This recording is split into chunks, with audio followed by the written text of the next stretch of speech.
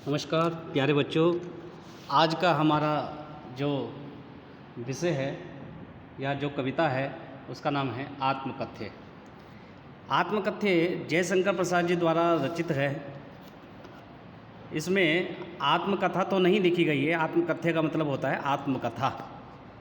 इसमें आत्मकथा तो नहीं है, परंतु उनके मित्रों के बार बार कहने पर उनके मित्रों ने उनको कहा कि आप भी अपनी आत्मकथा लिखिए, परंतु उन्होंने मना कर दिया कि आत्मकथा लिखना व्यर्थ है, क्योंकि लोग इस पर हंसते हैं, उससे शिक्षा नहीं लेते हैं। फिर भी ज़्यादा कहने से उन्होंने आत्मकथा तो नहीं लिखी, परंतु आत्मकथ्य का विवेचन किया कि आत्मकथा है क्या। तो उसी का सार हम आपको बताने जा रहे हैं।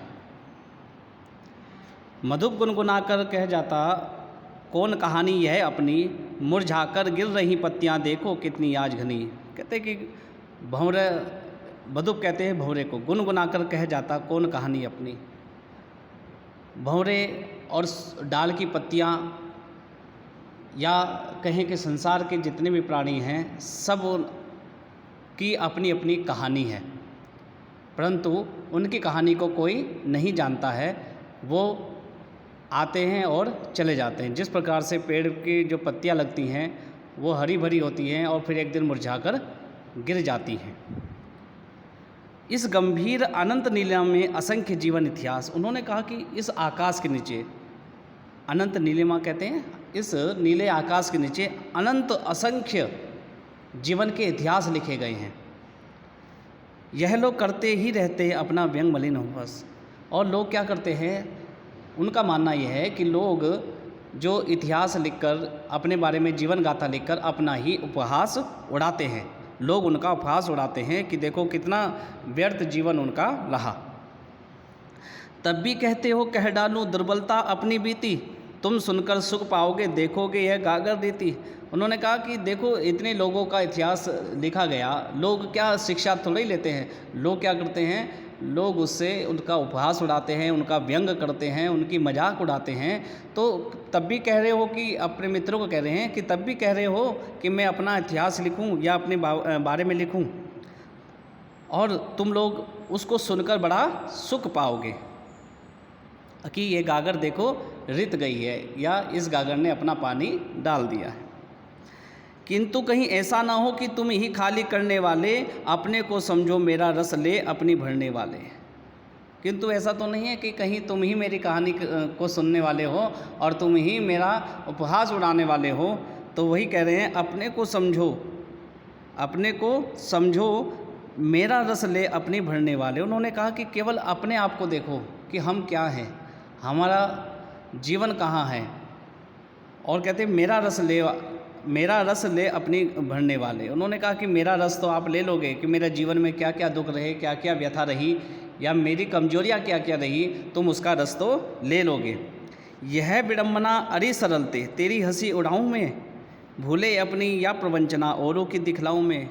सरलते, उन्होंने कहा कि अरे यह विडम्बना अरे सरलते, सरलते अपने जीवन को कहा कि मेरे जीवन की यही विडम्बना है, या मैं अपने जीवन की हंसी उड़ाऊं।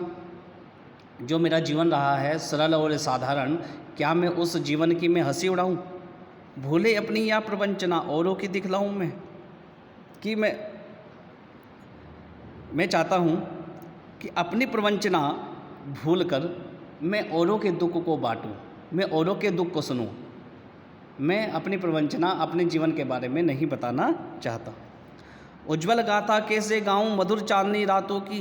उन्होंने कहा कि अपनी सुख की बातें, अब कहते हैं उज्ज्वल गाथा कैसे गाऊं, चांदनी रातें। यहाँ पर जो चांदनी शब्द का अर्थ दिया है, सुख की बातें होती हैं। मधुर चांदनी रातों की, मधुर चांदनी रातें क्या, सुख की रातें हैं। अंधेरी रातें क्या होती हैं, दुख की रातें।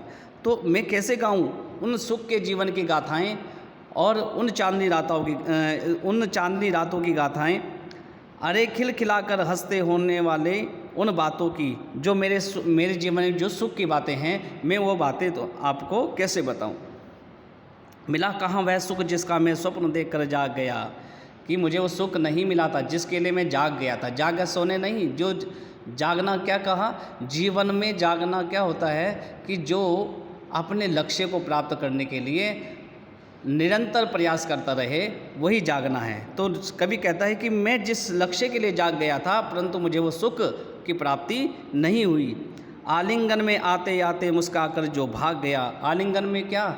मेरी बाहों में आते आते वो सुख जो है वो भाग गया, कि मुझे लगता था कि अब सुख मेरी बाहों में आएगा, मैंने अपने लक्ष्य की प्राप्ति कर ली, परंतु वो सुख आज तक मेरे हाथ में नहीं आया।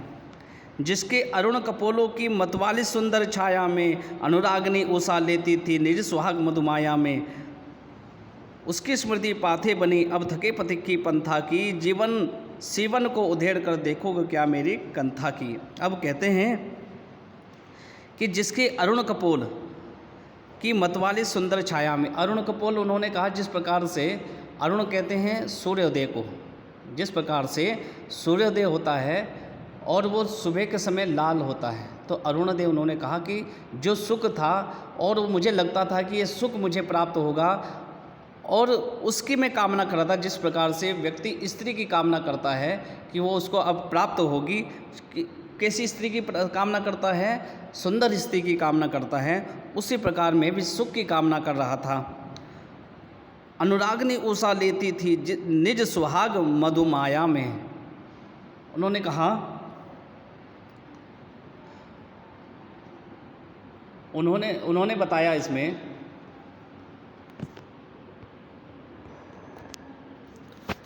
वो कहते हैं अनुरागनी उषा लेती थी निज सुहाग मधुमाया में। अनुरागनी उषा, उषा कहा सुबह के समय, और सुबह के समय जो सूर्य उदय होता है और जो उसकी रोशनी होती है वो लालिमा लिए होती है। उन्होंने कहा कि वो जो मेरी प्रेमिका है वो क्या है, उसी प्रकार वो सिंदूर वो लगाती थी निज सुहाग मधुमाया में। वो सुहाग कैसा था? वो सुहाग का सिंदूर कैसा था? जैसे सुबह के सूर्य में की लालिमा होती है और उसकी जो रोशनी होती है उस प्रकार का वो सिंदूर था। उसकी स्मृति पाथे बनी थके पथिक की पंथा की। किसकी स्मृति? या तो आप कह सकते हो सुख की स्मृति, या वो अपने जो उनकी प्रेमिका है या उनकी जो पत्नी है उसकी स्मृति पाथे, उनका रास्ता बनी थके पथिक की पंथा की। मैं थका हुआ पथिक हूँ, मैं थका हुआ यात्री की। सीवन को उधेड़ कर देखोगे क्यों मेरी कंथा की। उन्होंने कहा जो बात बीत चुकी है उसको अब सुनाने से क्या फ़ायदा। जो चीज़, जो वस्तु जो मुझ पर बीत चुकी है, अब उसको उधेड़ने से क्या फ़ायदा, उसको खोलने से क्या फ़ायदा, उसका क्या करोगे उसको देखकर। छोटे से जीवन की कैसे बड़ी कथाएं आज कहूँ। मेरा जीवन क्या है, बहुत छोटा है, उसकी बड़ी कथा मैं कैसे कह दूँ। क्या यह अच्छा नहीं कि औरों की सुनता हूँ मौन रहूँ। क्या ये अच्छा नहीं कि मैं औरों के दुख को सुनूं और अपने आप मौन रहूं, अपनी बात ना कहूं।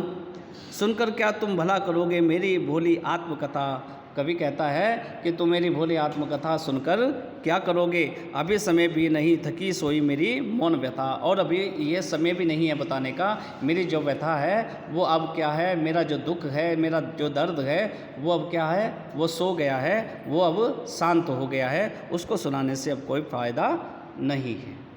आशा है आपको ये पाठ समझ में आया होगा। धन्यवाद।